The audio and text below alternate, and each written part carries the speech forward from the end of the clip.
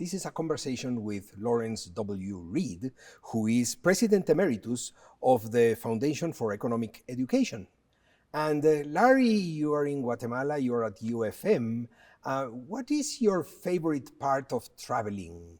Well, I think I enjoy getting there a lot more than I do, traveling to there. Once I get somewhere, then I enjoy meeting people, seeing old friends in many cases, enjoying local cultures. I rarely go to a country and head for a McDonald's. I want to eat what local folks eat, and I want to meet local people and enjoy the culture. And that's very much true here in Guatemala. What were your expectations about visiting UFM? Well, I have been here before. I thought maybe it would be warmer today than it has been, but it's pleasantly cool. So I enjoy that very much. But I think of UFM as one of the most extraordinary campuses simply because of the way that it's built into the local environment and in a way that preserves the environment and offers a serenely beautiful setting in which to learn. So it's one of the more beautiful campuses I think I've ever visited. And UFM and FI have a long-standing story of, I will say, brotherhood. Yes. What makes that possible? Well, it dates back to the 1950s when Muso Ayau, Manuel Ayau, went by Muso, of course, to his friends, met Leonard Reed, our founder. I don't know exactly when that was, but I know that Muso, by the late 1950s, was very much influenced by the thinking of Leonard Reed and the free market philosophers and economists associated with FI. He became very good friends with Leonard, later served on the board of trustees of FI, and our terms, his and mine, overlapped. So while I think it was in 1977 when I first met him, when he was speaking at FI, we actually served on the board together maybe 15 years later in the 1990s. And I have many pleasant memories of Muso. He was a very special guy. Can you share a couple of anecdotes?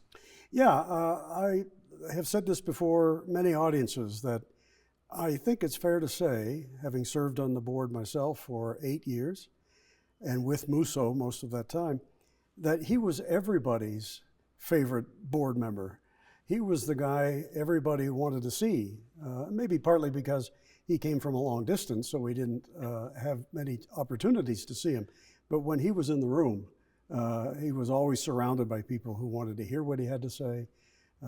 People had questions of him, and they were always impressed. He was dignified, scholarly, friendly, avuncular, in the sense that you could talk to him as if he was your uncle.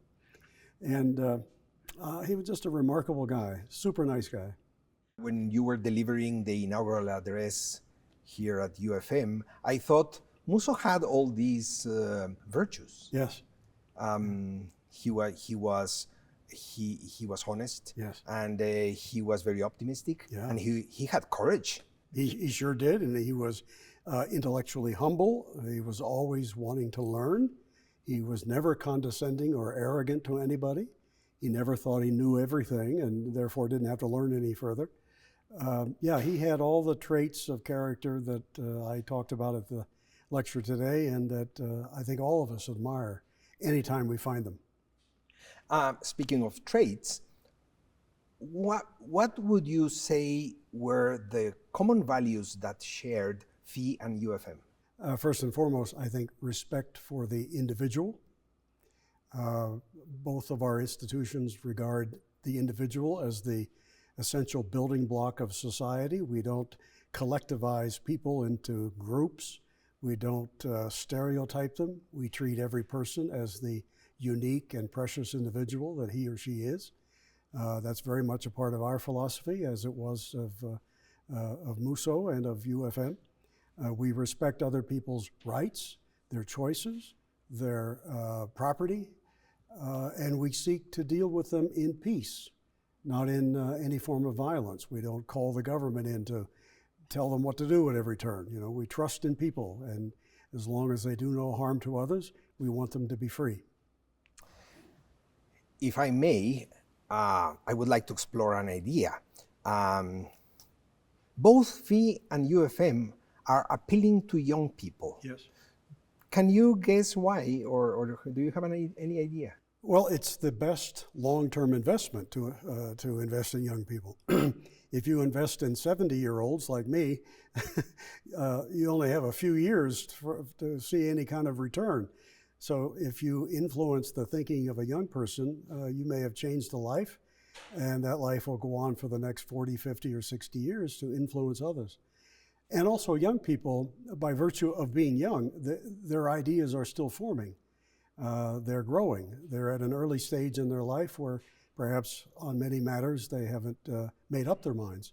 So you're more likely to find a receptive individual at age 20 than you might at, say, age 60, 70, or 80. And from another perspective, the young crowd see FI and UFM as, I would say, a guide. Yes. Why? I think because we don't just preach a message, we try to act that message out and be consistent with it. In other words, we don't talk one way and act another. We really believe in what we promote. We believe in liberty. We believe in high standards of character. And that shows up in the way we treat each other and treat our students. So that makes anybody appealing and any organization appealing when others look to it as this is an organization that really means what it says because they practice what they say. That takes me back to Manuel Ayau. Yes.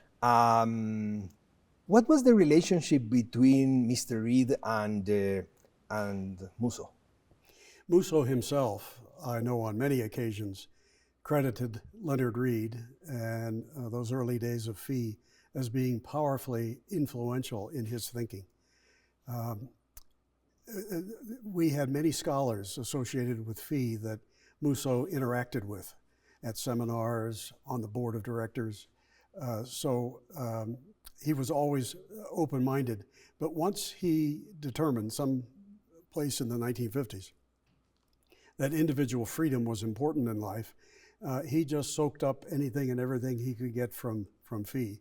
And so, but the relationship was quite mutual. I know that Leonard Reed's teaching in particular, was very appealing to Musso. But Leonard also admired Musso greatly. He just was thrilled that this now good friend was founding a university in Guatemala. Leonard was around until 1983 when he passed away, so he saw, 20 plus years of growth at UFM, and I'm sure he was absolutely thrilled to have played a small part, maybe Musso would say a big part, in Musso's thinking. I wish they were both here. We miss them very much.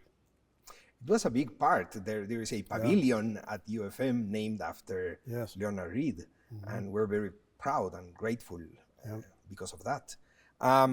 Now, I think that both Leonard Reed and Manuel Ayau were good storytellers. Oh, yes. Do you agree? Oh, I totally agree. I heard many stories that Leonard told, and he's perhaps most famous for the story that involved a physical object, namely a candle.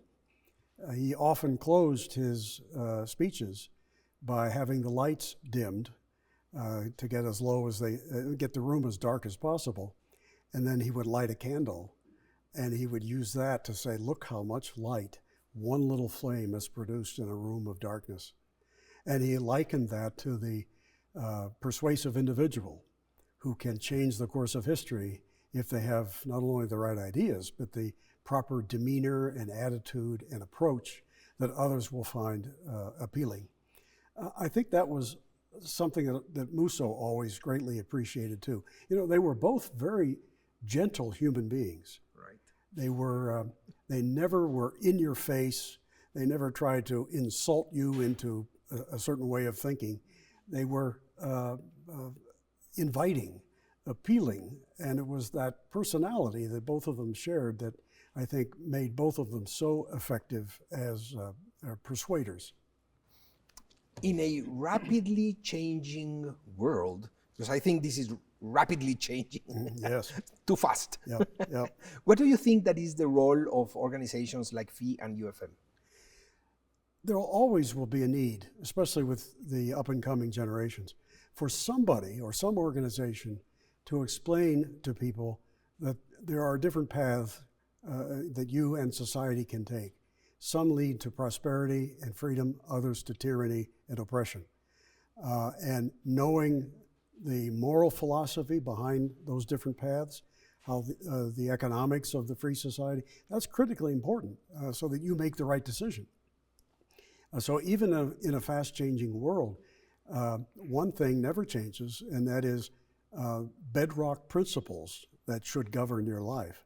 And for people like Musso and for Leonard Reed, all of us at FI, and perhaps everybody at UFM as well, we start from the presumption that the individual should be free, the individual is unique and precious. Those are critically important assumptions that lead you in all the right directions if you understand them and practice them completely. Finally, if a student approaches you and asks, Larry, what could I learn from Musso and Leonard Reed? Do you have any advice? Yeah, if I could, I would like to reference the inaugural lecture I gave this morning, in which here at UFM I tried to make the connection between liberty and character.